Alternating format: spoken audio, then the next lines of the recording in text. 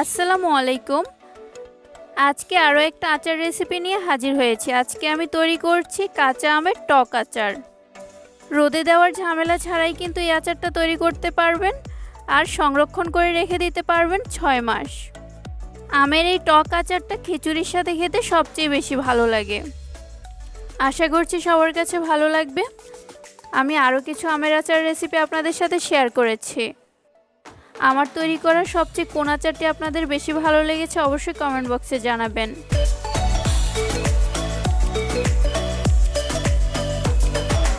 আজকে টক আচার তৈরি করার জন্য আমি আজকে এখানে নিয়েছি 2 কেজির মতো আম। আমগুলি মোটামুটি বড় সাইজের নিয়েছি, আপনারা ছোট বড় যে কোনো সাইজের আম নিতে পারবেন। একটা আমকে আমি এভাবে 2 ভাগ করে নিয়েছি। এই আমের ভিতরে আটিগুলো কিন্তু শক্ত হয়ে গেছে। রোদে দেওয়ার ঝামেলা ছাড়া আচার তৈরি করতে চাইলে এরকম শক্ত আটি আম নেবেন, তাহলে সহজে গলে যাবে না। আমটাকে 2 ভাগ করে নিয়ে কিছু আম আমি এরকম লম্বা করে কেটেছি আর কিছু আম এরকম টুকরো টুকরো করে কেটেছি। আমের এই টুকরোগুলো কিন্তু নিজের মন মতো করে ফালি করে নিতে পারবেন, তবে একদম ছোট করে ফেলবেন না। এইরকম লম্বা করে যদি কাটতে চান তাহলে উপরে ছুরি দিয়ে এভাবে দাগ কেটে দিবেন, তাহলে মশলা খুব ভালোভাবে ঢুকবে। তবে আমি আজকে সবগুলো আমকে এভাবে টুকরো করে কেটে ফেলবো।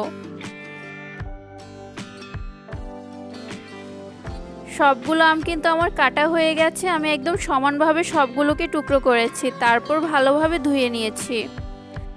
তারপর আমের টুকরোগুলো এরকম একটা বড় প্যান অথবা হাঁড়িতে নিয়ে নিতে হবে।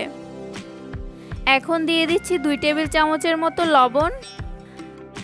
এই লবণটাকে আমের সাথে এখন খুব ভালোভাবে মিশিয়ে নিতে হবে। মেশানো হয়ে গেলে এভাবেই রেস্টে রেখে দিতে হবে 10 থেকে 15 মিনিট।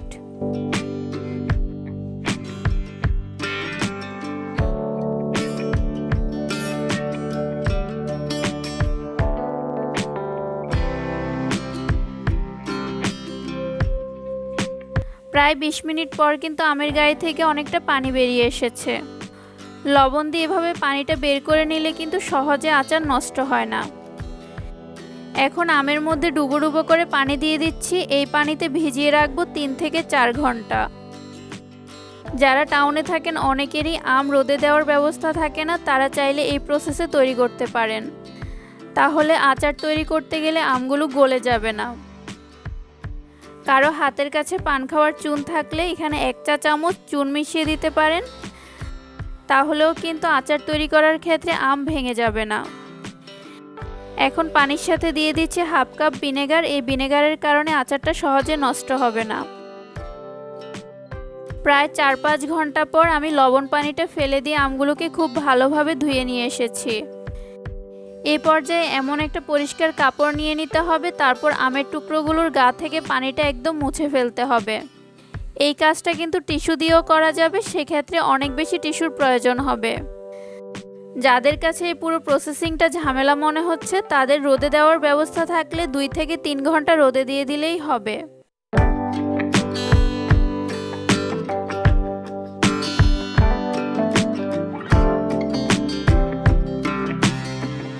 সবগুলো টুকরো থেকে আমি খুব ভালোভাবে পানি মুছে নিয়েছি। আচার তৈরি করার জন্য কিন্তু আম রেডি হয়ে গেছে। আচারে ব্যবহার করার জন্য আমি আগে থেকে এখন একটা মশলা তৈরি করে রাখছি। বাটিতে নিয়ে নিচ্ছি 6-7টা শুকনো মরিচ। ঝালটা নিজের পছন্দ মতো বাড়িয়ে কমিয়ে নেবেন। 1 টেবিল চামচ গোটা 5 ফোড়ন, 1/2 টেবিল চামচ জিরা। এই শুকনো উপকরণগুলোকে একটা তাওয়ায় এখন টেলে নিতে হবে। একদম অল্প আঁচে ভাজবেন, তা না হলে পুড়ে তিতা হয়ে যাবে। তেলে নেওয়ার পর মশলাগুলোকে আমি গ্রাইন্ডারে গুঁড়ো করে নিয়েছি। 5 ফোড়ন আর জিরাটাকে আমি একসাথে গুঁড়ো করেছি আর শুকনো মরিচটাকে আমি আলাদা গুঁড়ো করে নিয়েছি। এর কারণ শুকনো মরিচটাকে আমি কিছুটা গোটা গোটা রেখেছি। এখন প্যানে 1 কাপ দিয়ে দিচ্ছি সরিষার তেল। আচারে তেল যত বেশি দিতে পারবেন ততই কিন্তু ভালো। তেল যখন হালকা কিছুটা গরম হয়ে আসবে এ পর্যায়ে আমি দিয়ে দিচ্ছি 1 টেবিল চামচ রসুন বাটা, 2 টেবিল চামচ সাদা সরিষা বাটা। এখানে কালো সরিষা বাটাও দিতে পারবেন। এখন অল্প আঁচে নেড়ে চেড়ে এটাকে ভেজে নিতে হবে। খুব বেশি গরম তেলে রসুন অথবা সরিষা বাটা দিবেন না, তাহলে ছিটে গায়ে পড়তে পারে।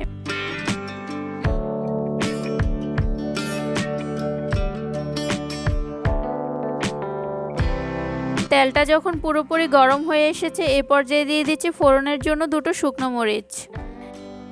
অল্প আছে তেলের মধ্যে রসুন আর সরিষা বাটাটাকে আমি খুব ভালোভাবে ভেজে নিয়েছি। খেয়াল রাখবেন যাতে পুড়ে না যায়। এ পর্যায়ে দিয়ে দিচ্ছি রেডি করে রাখা আম।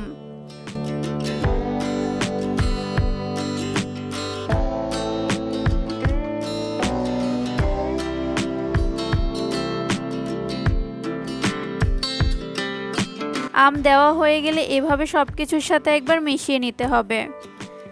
মেশানো হয়ে গেলে 2 মিনিটের জন্য ঢাকনা দিয়ে রাখতে হবে, এতে তাড়াতাড়ি সেদ্ধ হবে। চুলার আঁচটা থাকবে মিডিয়াম টু লো। 2 মিনিট পর পর ঢাকনা উঠিয়ে এভাবে নেড়েচেড়ে দিতে হবে, উপরের আমগুলো নিচে, নিচের আমগুলো উপরে। তাহলে সবগুলো আম খুব ভালোভাবে সেদ্ধ হবে। কিছুক্ষণের মধ্যেই দেখবেন আমের চামড়ার কালারটা চেঞ্জ হতে শুরু করেছে। 8-9 মিনিট পর আমের কালারটা কিন্তু চেঞ্জ হয়ে গেছে আর সামান্য সেদ্ধ হয়ে এসেছে। এই পর্যায়ে দিয়ে দিচ্ছি 1/2 চা চামচ হলুদ গুঁড়া, আর যে শুকনো মরিচটা আমি তেলে গুঁড়ো করে রেখেছিলাম সেটা পুরোটা দিয়ে দিচ্ছি। আর দিচ্ছি 6-7 কোয়া রসুন, চাইলে বাড়িয়ে দিতে পারবেন। আর এখানে আমি যে জিরা আর 5 ফোড়নটা গুঁড়ো করে রেখেছিলাম সেখান থেকে অর্ধেকটা দিয়ে দিচ্ছি, বাকিটা আমি শেষে ব্যবহার করব। আর দিচ্ছি 1/4 কাপ চিনি, চাইলে বাড়িয়ে দিতে পারবেন। আমি কিন্তু আজকে টক আচার তৈরি করছি। এখন সব কিছু খুব ভালোভাবে মিশিয়ে নিতে হবে।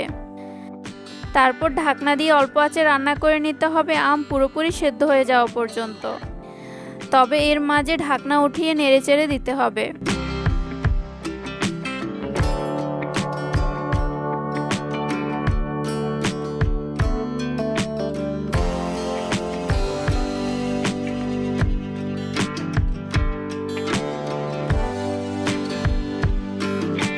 প্রায় 7-8 মিনিট রান্না করার পর কিন্তু আম পুরোপুরি সেদ্ধ হয়ে গেছে। 1-2 টুকরো আমি ভেঙে দেখাচ্ছি, তবে আপনারা ভাঙতে যাবেন না। নাড়াচাড়া করতে গিয়ে 1-2 টুকরো আচার এমনিতেই ভেঙে যাবে, তবে আচারটা কিছুটা মাখো মাখো হলেই বেশি ভালো লাগে। এখন যে গুঁড়ো মশলাটা আমি কিছুটা রেখে দিয়েছিলাম সেটা দিয়ে দিচ্ছি। তারপর দিয়ে দিচ্ছি 3 টেবিল চামচের মতো ভিনেগার। এই ভিনেগারের জন্য আচারটা সারা বছর ভালো থাকবে। আমি কিন্তু আচারে লবণ ব্যবহার করিনি, আমি যে লবণ পানিতে ভিজিয়ে রেখেছিলাম আমের মধ্যে কিন্তু যথেষ্ট পরিমাণ লবণ ঢুকে গেছে। এখন সব কিছু আরও একবার আলতোভাবে মিশিয়ে 3-4 মিনিট রান্না করে নিলেই কিন্তু আচারটা রেডি হয়ে যাবে।